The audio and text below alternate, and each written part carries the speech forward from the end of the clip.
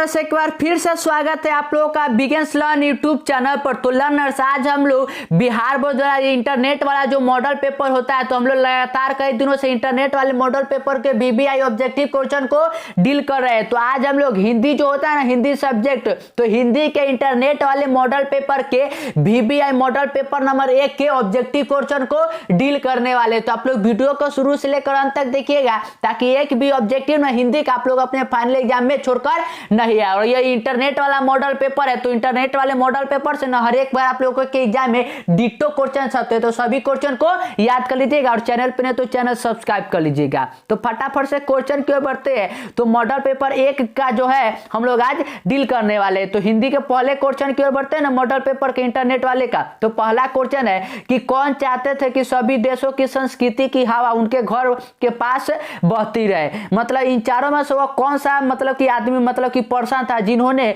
चाहते थे कि सभी देशों का जो संस्कृति हवा उनके घर के पास बहती रहे। ये कौन कहते थे, तो ये हमारे चाहते थे बापू यानी महात्मा गांधी जी। तो इसका right answer option number C हो जाएगा। क्वेश्चन नंबर 2 की ओर बढ़ते, तो क्वेश्चन नंबर 2 इस प्रकार से है कि गुरु नानक का जन्म लाहौर के किस ग्राम में हुआ था। जो गुरु नानक जी थे ना, जो ईसाई सिख धर्म के प्रथम गुरु थे, तो पूछा गया है कि उनका जो जन्म हुआ था वो लाहौर में हुआ था। ठीक है, तो लाहौर के किस गांव में हुआ था यही पूछा गया है। ठीक है, तो याद रखिए कि जो गुरु नानक जी थे ना, उनका जो लाहौर के गांव में जिसका हुआ था जो ना, वो उस गांव का नाम था तलबंडी। क्या था? तलबंडी। तो right answer option number A हो जाएगा। क्वेश्चन नंबर 3 की ओर बढ़ते, तो क्वेश्चन नंबर 3 इस प्रकार से है कि मछली शीर्षक कहानी में दीदी के प्रेमी का क्या नाम था। जो मछली शीर्षक कहानी है जिसके लेखक कौन है, तो विनोद कुमार शुक्ल। तो उसमें क्या है कि मछली जो है वो दीदी के भांति है। तो पूछा गया है कि दीदी के प्रेमी का नाम क्या है। तो कहानी में आप लोगों ने पढ़ा होगा कि जो दीदी है ना, तो उनके मतलब जो प्रेमी है तो उनका नाम नरेश था। क्या था? नरेन। तो right answer option number D हो जाएगा। क्वेश्चन नंबर 4 की ओर बढ़ते, तो 4 इस प्रकार से कि शेक्सपियर किस भाषा के कवि थे। ये तो बहुत इजी क्वेश्चन पूछा गया है कि शेक्सपियर जो है ना वह किस भाषा के कवि थे। तो बार बार हम लोग सुनते हैं कि शेक्सपियर किस भाषा के है, तो यह एक अंग्रेजी के है। तो right answer option number D हो जाएगा। क्वेश्चन नंबर 5 की ओर बढ़ते, तो 5 है कि रसूलन बाई थी। जो रसूलन बाई थी ना वह क्या थी। ठीक है, और ये ऐसा क्वेश्चन है, ये सभी क्वेश्चन मैंने आपको कितनी बार करवा दिया, फिर से वही है कि रसूलन बाई थी। तो रसूलन बाई क्या थी, तो ये मैंने बार बार बताया कि वह एक गायिका थी यानी सिंगर थी। तो right answer option number C हो जाएगा। क्वेश्चन नंबर 6 के बढ़ते हैं, तो 6 इस प्रकार से कि मो असु वहनी लय वर्षो कौन कहते हैं। जो यह है पंक्ति दिया हुआ, पूछा गया कि यह पंक्ति जो है ना यह किसके द्वारा कहा जाता है। ठीक है, तो यह पंक्ति जो है ना याद रखिए कि यह घनानंद जी द्वारा कहा गया है। किसके द्वारा? घनानंद जी द्वारा। तो right answer option number C हो जाएगा। और ये सभी क्वेश्चन बहुत ही ज्यादा बीबीआई क्वेश्चन है, तो आप सभी क्वेश्चन को याद करते चलिएगा। क्वेश्चन नंबर 7 की ओर बढ़ते, तो 7 इस प्रकार से है कि क्यों राक्षसी इस छोटे बच्चों को क्यों पीट रही है, किसने कहा। यह भी बहुत इजी क्वेश्चन है, आप लोगों ने पढ़ा होगा दही वाली मंगममा। ठीक है, दही वाली मंगममा आप लोगों ने कहानी पढ़ा होगा। तो उसमें क्या है कि मंगममा अपनी पुतों को कहती है कि जब वो उसके पोतों को मारा था उसका पुतो, तो कहती है कि क्यों राक्षसी इस छोटे बच्चे को पीट रही। तो यही तो है, तो ये किसने कहा था, तो यह मंगममा ने कहा था। तो right answer option number A हो जाएगा। क्वेश्चन नंबर 7 की ओर बढ़ते ना, तो 8 इस प्रकार से है कि लक्ष्मी का पति कौन था। पूछा गया कि जो लक्ष्मी थी ना, तो लक्ष्मी का पति का नाम क्या था। तो लक्ष्मी के पति का नाम आप लोग जानते हो कि क्या था, तो लक्ष्मण था। क्या था? लक्ष्मण। तो right answer option number A हो जाएगा। और आप लोग कमेंट सेक्शन में बताइएगा कि लक्ष्मण जो है ना वह कहाँ कमाने गया था। ठीक है, बताइएगा कि लक्ष्मण कमाने कहाँ गया था। क्वेश्चन नंबर 9 की ओर बढ़ते, तो 9 इस प्रकार से है कि ईश्वर पेटलिकर किस भाषा के कथाकार है। जो ईश्वर पेटलिकर है ना, तो पूछा गया है कि वह किस भाषा के कथाकार है। ठीक है, तो ये कहानी में भी आप लोगों ने पढ़ा होगा कि वह जो है ना वह गुजराती है। क्या है? गुजराती। तो right answer option number C हो जाएगा। क्वेश्चन नंबर 10 की ओर बढ़ते, तो क्वेश्चन नंबर 10 इस प्रकार से है कि एस रंगराजन का वास्तविक नाम है। पूछा गया है कि जो एस रंगराजन है ना, तो एस रंगराजन का रियल नाम जो वास्तविक नाम है वह क्या है। ठीक है, तो एस रंगराजन का वास्तविक नाम आप लोगों ने कहानी में के स्टार्टिंग में ही पढ़ा है कि सुजाता है। क्या है? सुजाता। तो right answer option number B हो जाएगा। क्वेश्चन नंबर 11 की ओर बढ़ते, तो 11 इस प्रकार से है कि बहादुर से मार खाकर भैंस भागी भागी किसके पास चली गई। ये भी बहुत ही ज्यादा इजी क्वेश्चन है। बहादुर वाला जो शीर्षक है जिसके लेखक अमरकांत जी है, तो आप लोगों ने उसमें पढ़ा कि बहादुर क्या है कि उसकी अपनी माँ की प्यारी भैंस को बहुत मारता है, ठीक है, इसी कारण तो उसकी माँ गुस्सा आ जाता है, तो भागी भागी किसके पास चला जाता है, तो सिंपल है कि माँ के पास चला जाता है। तो right answer option number B हो जाएगा। क्वेश्चन नंबर 12 की ओर बढ़ते हैं। तो 12 इस प्रकार से है कि निबंध के लेखक है, पूछा गया है कि इन चारों में से वो कौन सा जो लेखक है ना वह निबंध के लेखक है, ठीक है। तो निबंध के लेखक कौन है, तो आप लोगों ने नागरी लिपि पढ़ा होगा। तो नागरी लिपि क्या है, तो आप लोग कहिए कि नागरी लिपि एक निबंध है। तो नागरी लिपि के लेखक कौन है, तो आप लोग कहिए गुणाकर मूल्य। तो right answer option number A हो जाएगा गुणाकर मूल्य, वह क्या है कि निबंध के लेखक है। क्वेश्चन नंबर 13 की ओर बढ़ते तो 13 है कि तार सप्तक के संपादक थे प्रयोगवादी। तार सप्तक जो थे ना उसके पूछा गया कि प्रयोगवादी कवि कौन था, ठीक है, यही पूछा गया है। तो याद रखिए कि जो तार सप्तक था ना उसके जो प्रयोगवादी कवि थे वो अज्ञे जी थे। कौन है, अज्ञे। आप लोगों ने पढ़ा सचिदानंद, हीरानंद, वात्स्यायन, अज्ञे, तो वही है अज्ञे जी। क्वेश्चन नंबर 14 की ओर बढ़ते तो 14 इस प्रकार से है कि हिरोशिमा किस देश में है। इसका आंसर तो आप लोगों को जरूर ही मालूम होना चाहिए क्योंकि अज्ञे जी द्वारा ही लिखा गया कविता का पाठ है, ठीक है। तो हिरोशिमा जो है, तो हिरोशिमा किस देश में है, तो हिरोशिमा पर क्या है कि अमेरिका परमाणु बम गिराता है। और हिरोशिमा कहाँ है, तो यह एक जापान में है। कहाँ है, जापान में। तो right answer option number C हो जाएगा। क्वेश्चन नंबर 15 की ओर बढ़ते ना तो 15 इस प्रकार से कि दूर से ही ललकारता कौन, मैं जवाब देता दोस्त। पंक्ति किस पाठ से पूछा गया कि जो यह पंक्ति है कि दूर से ही ललकारता कौन, मैं जवाब देता दोस्त।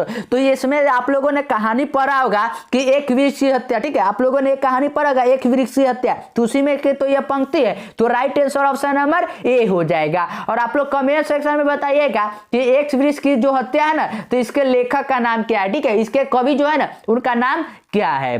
क्वेश्चन नंबर 16 की ओर बढ़ते हैं तो 16 इस प्रकार से कि किसने कहा कि मैं कल पटना जाऊंगा, कैसा वाक्य पूछा गया है कि उसने कहा कि मैं कल पटना जाऊंगा। यह जो वाक्य है ना यह कैसा वाक्य, क्या सरल है या मिश्र है या संयुक्त वाक्य या निर्थक वाक्य, ठीक है, बताइए। तो इसमें कहा गया कि मैं कल पटना जाऊंगा, ठीक है, मैं कल पटना जाऊंगा यानी मिश्र वाक्य है। तो right answer option number B हो जाएगा।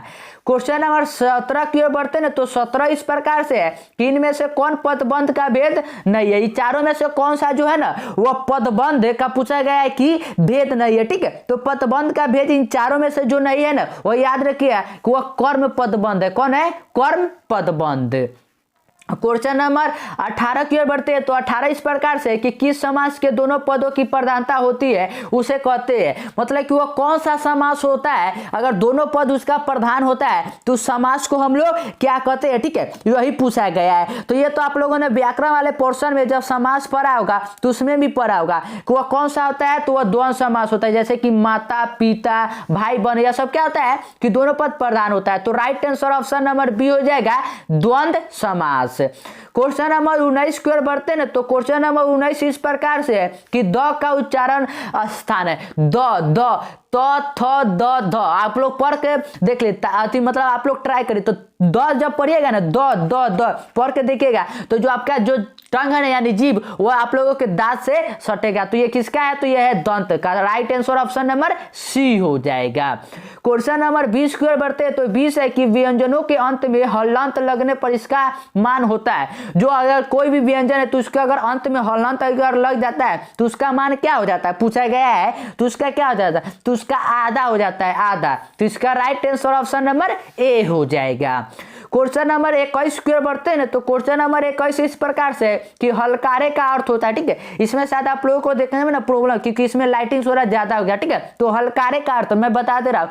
हलकारे का अर्थ जो होता है ना आप लोग याद कर लीजिएगा कि यह होता है हल जोतने वाला, हल जोतने वाला।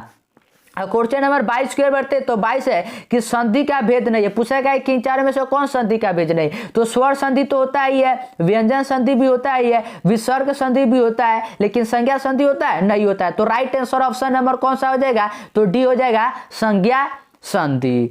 क्वेश्चन नंबर 23 की ओर बढ़ते हैं ना, तो 23 इस प्रकार से है कि ई वर्ण है, पूछा गया है कि ई जो वर्ण है ना यह है क्या है, ह्रस्व स्वर है या दीर्घ स्वर है या अंतस्थ व्यंजन है या उसमें व्यंजन है। तो ई ई ई पढ़ के देखिए ई, तो यह क्या है, तो यह एक दीर्घ स्वर है, क्या है, दीर्घ स्वर। तो right answer option number B हो जाएगा।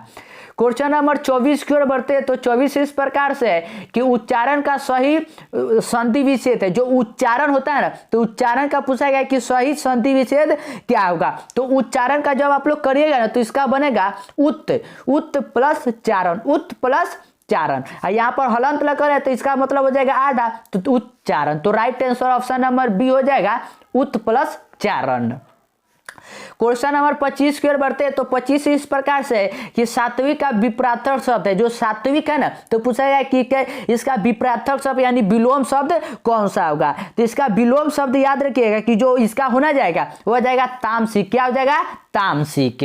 और क्वेश्चन नंबर 26 की ओर बढ़ते हैं, तो 26 है कि मछली के लिए मसाला कौन पीस रही थी। जब मछली पिताजी लाते हैं बाजार से खरीद कर, तो मसाला उस समय कौन पीस रहा है। तो कहानी में आप लोग पढ़ते होइएगा कि उसकी क्या है कि माँ पीस रही थी, कौन, माँ। तो right answer option number D हो जाएगा माँ। क्वेश्चन नंबर 27 की ओर बढ़ते हैं, तो 27 इस प्रकार से कि बिस्मिल्लाह खां के बचपन का नाम था। जो बिस्मिल्लाह खां शहनाई के लिए फेमस है, तो पूछा गया कि उनके बचपन का नाम क्या था। तो यह बार बार मैंने बताया कि उनका बचपन का जो नाम था ना वह कमीरुद्दीन था। क्या था, कमीरुद्दीन। और ये सभी क्वेश्चन बहुत ज्यादा भी है क्योंकि यह इंटरनेट वाले मॉडल पेपर है, और इंटरनेट वाले मॉडल पेपर से अच्छे खासे क्वेश्चन जो है ना आपके फाइनल एग्जाम में छप जाते हैं। तो चैनल पे नहीं तो चैनल को सब्सक्राइब करने के साथ दोस्तों के साथ वीडियो को शेयर कर दीजिए। क्वेश्चन नंबर 28 की ओर बढ़ते हैं ना, तो 28 इस प्रकार से है कि सुजान रसखान किनकी रचना है। पूछा गया कि जो सुजान रसखान है ना, यह सुजान रसखान किनकी रचना है। तो याद रखिए कि यह सुजान रसखान जी का रचना है। तो right answer option number B हो जाएगा। क्वेश्चन नंबर 29 की ओर बढ़ते हैं, तो 29 है कि बिस्मिल्लाह खां की शहनाई के साथ किस मुस्लिम पर्व का नाम जुड़ा है। जो बिस्मिल्लाह खां थे ना शहनाई के लिए फेमस, तो शहनाई के साथ किस पर्व का नाम जुड़ा है यही पूछा गया है। ठीक है, तो उनके जो याद रखिए कि शहनाई के जो साथ जुड़ा हुआ है ना वो मुहर्रम है। क्या है, मुहर्रम। तो right answer option number C हो जाएगा। क्वेश्चन नंबर 30 की ओर बढ़ते हैं, तो 30 इस प्रकार से कि काशी किसकी पाठशाला है। जो काशी है तो काशी पूछा गया है कि किसकी पाठशाला है। तो काशी में क्या है कि संस्कृति है। क्या है, संस्कृति पाठशाला है। तो right answer option number A हो जाएगा संस्कृति की। क्वेश्चन नंबर 31 की ओर बढ़ते हैं ना, तो 31 इस प्रकार से है कि आई वांटेड दैट गर्ल, क्या है कि एडमिटेड नाउ, किसने कहा।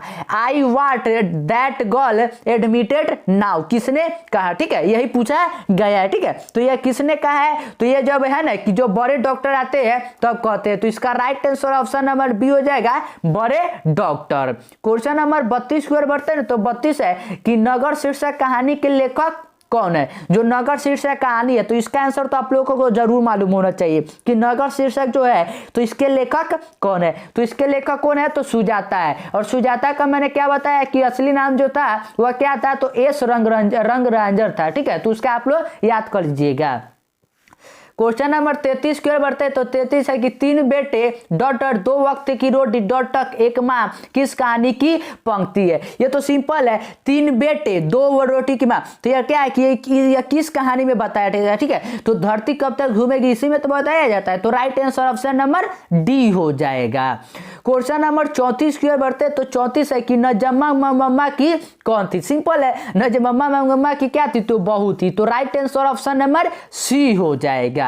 क्वेश्चन नंबर 35 की ओर बढ़ते हैं, तो 35 है कि निम्नलिखित में कौन शब्द शुद्ध है। पूछा गया कि इन चारों में से जो है ना वह कौन सा शब्द जो है ना वह शुद्ध है। तो देवनागरी कैसे लिखाता है, तो आप लोग कहिए कि देवनागरी लिखाता है दे व ना ग री, देवनागरी ऐसे ही तो लिखाता है। तो देवनागरी ऐसा कहाँ लिखा है, तो आप लोग कहिए कि ऑप्शन नंबर ए में। तो right answer option number A हो जाएगा देवनागरी।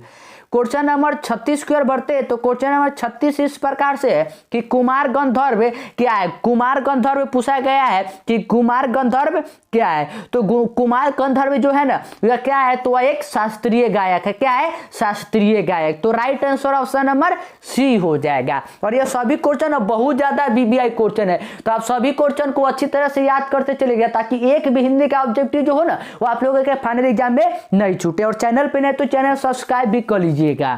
क्वेश्चन नंबर 37 की ओर बढ़ते तो 37 है कि रोन नदी किनारे पर किस बसे शहर का नाम है। जो रोन नदी के किनारे पर शहर है ना तो शहर का नाम क्या है। तो आवनियों के जो लेखक है वह कहाँ जाते, तो आवनियों पर ही तो जाते हैं। और आवनियों कहाँ है, तो रोन नदी के किनारे पर। तो इसका right answer option number C हो जाएगा, आवनियों। क्वेश्चन नंबर 38 की ओर बढ़ते तो 38 इस प्रकार से कि दिनकर को ज्ञानपीठ पुरस्कार किस रचना पर मिला। मतलब कि जो रामधारी सिंह दिनकर थे तो उनको ज्ञानपीठ पुरस्कार मिलता है। तो ज्ञानपीठ पुरस्कार पूछा गया है कि किस रचना पर मिलता है उन्हें, ठीक है। तो याद रखिएगा कि ज्ञानपीठ जो पुरस्कार उन्हें जो है ना वह मिलता है उर्वशी के लिए। किसके, उर्वशी के लिए। तो right answer option number D हो जाएगा। क्वेश्चन नंबर 39 की ओर बढ़ते तो 39 इस प्रकार से कि प्रत्येक वर्ष आवनियों में कैसा समारोह आयोजित होता है। प्रत्येक वर्ष पूछा गया है कि आवनियों में कैसा जो है ना वह समारोह आयोजित होता है। तो उसमें कैसा समारोह होता है, तो रंग समारोह का। कैसा, रंग समारोह का। तो right answer option number A हो जाएगा। क्वेश्चन नंबर 40 की ओर बढ़ते तो 40 इस प्रकार से कि विनोद कुमार शुक्ल किस कृषि विश्वविद्यालय में एसोसिएटेड प्रोफेसर थे। जो विनोद कुमार शुक्ल यानी मछली के लेखक थे, मछली के लेखक है ना, तो पूछा गया कि वो कौन से विश्वविद्यालय में एसोसिएटेड प्रोफेसर थे। तो वह कहाँ के थे, तो ये कहानी में आप लोगों ने पढ़ा कि इंदिरा गांधी विश्वविद्यालय का। तो right answer option number C हो जाएगा। क्वेश्चन नंबर 41 की ओर बढ़ते हैं ना। तो क्वेश्चन नंबर जो 41 है वह इस प्रकार से कि पूछा गया कि बुढ़ापे में इंसान बिल्कुल बच्चा बन जाता है। इस वाक्य में बुढ़ापा कौन सी संख्या है। इसका आप लोगों को बताना है कि जो बुढ़ापा है ना, बुढ़ापे, तो बुढ़ापे कौन सा संज्ञा है। तो बुढ़ापे क्या है कि यह भाववाचक है। कैसा है, भाववाचक संज्ञा है। तो इसका जो राइट आंसर होना जाएगा वो ऑप्शन नंबर सी हो जाएगा, भाववाचक। क्वेश्चन नंबर 42 की ओर बढ़ते तो 42 इस प्रकार से कि विशेषण के मुख्य कितने भेद होता है। जो विशेषण होता है ना तो पूछा गया है कि विशेषण का मुख्य जो है ना वह कितना भेद होता है। तो विशेषण का मैंने कितने बार बताया कि 4 भेद होता है। कितना आता है, 4। तो right answer option number A हो जाएगा, 4 भेद। क्वेश्चन नंबर 43 की ओर बढ़ते तो 43 इस प्रकार से है कि आपने क्या खाया। इस वाक्य में क्या कौन सा सर्वनाम है। क्या मतलब क्या है कि अनिश्चित है, मतलब कि कोई प्रश्न पूछा जा रहा है इसमें कि प्रश्नवाचक है कि आप क्या खाया, ठीक है, क्या खाया। तो इसका राइट आंसर हो जाएगा प्रश्नवाचक सर्वनाम। क्वेश्चन नंबर 44 की ओर बढ़ते तो 44 है कि भविष्यत काल के कितने प्रकार होते हैं। जो भविष्य काल होता है ना तो पूछा गया है कि भविष्य काल के कितने प्रकार होता है। तो याद रखिए कि भविष्य काल के कुल 3 प्रकार होता है। कितना होता है, 3। तो right answer option number B हो जाएगा, 3। और ये सभी बहुत ही ज्यादा बीबीआई। तो सभी क्वेश्चन को अच्छी तरह से याद करते चलिए। और चैनल पे नए है तो चैनल को सब्सक्राइब कर लीजिए, क्योंकि इसके बाद का जो 50 क्वेश्चन है उसे हम लोग अगले वीडियो में कवर करने वाले हैं। क्वेश्चन नंबर 45 की ओर बढ़ते तो 45 है कि दध्योदन का संधि विच्छेद क्या होगा। दध्योदन का संधि विच्छेद क्या होगा। तो इसका जो संधि विच्छेद यहाँ पर होना जाएगा वो जाएगा दच्ची प्लस ओदन, दच्ची प्लस ओदन। तो right answer option number B हो जाएगा। क्वेश्चन नंबर 46 की ओर बढ़ते तो 46 इस प्रकार से कि राम ने भिखारी को पैसे दिए। इस वाक्य में किस कारक की विभक्ति है। राम ने क्या है कि भिखारी को पैसे दिए, तो किस कारक की विभक्ति है यही पूछा गया है। तो इस किस कारक है, तो यह संप्रदान का। किसका, संप्रदान का। तो right answer option number B हो जाएगा। क्वेश्चन नंबर 47 की ओर बढ़ते तो 47 है कि लौह पुरुष में कौन सा समास है। पूछा गया कि लौह पुरुष जो है ना तो लौह पुरुष में कौन सा समास है। तो ये लौह पुरुष याद रखिएगा कि कर्मधार समास हो जाएगा। कौन सा, कर्मधार। क्वेश्चन नंबर 48 के बढ़ते तो 48 में कि निर्जन में कौन सा उपसर्ग है। तो उपसर्ग कौन सा होता है जो किसी भी शब्द के पहले आता है। तो निर्जन आप लोग पढ़िएगा ना, निर्जन। तो इसमें आप लोगों को जो मिलेगा वो मिलेगा निर। क्या मिलेगा, नीर। तो right answer option number B हो जाएगा। क्वेश्चन नंबर 49 की ओर बढ़ते हैं। तो 49 है कि निम्नलिखित में कौन सा शब्द जो है ना वह सही है। तो सोनित पूछा गया कि सोनित जो होता है ना, सोनित, तो सोनित कैसे लिखाता है। तो सोनित याद रखिएगा कि सोनित लिखाता है स्वर्गम वाला सो और नी अत सोनित, तो इस प्रकार से सोनित लिखाता है। तो right answer option number C हो जाएगा। और क्वेश्चन नंबर 50 जो है ना वह इस प्रकार से है कि यदि ए के बाद कोई भिन्न स्वर आए तो ए को किस में परिवर्तित हो जाता है। ए के बाद अगर कोई भी भिन्न स्वर आता है तो किस में परिवर्तित हो जाता है। तो इसका याद रखिएगा कि वह अय में होता है, किस में, अय में। तो right answer option number B हो जाएगा। और इसके 50 जो क्वेश्चन बचा ना उसे हम लोग अगले वीडियो में कवर करने वाले। तो चैनल पे नहीं तो चैनल को सब्सक्राइब कर लीजिए और अपनी तैयारी को लगातार मजबूती देते रहे विज्ञान के साथ।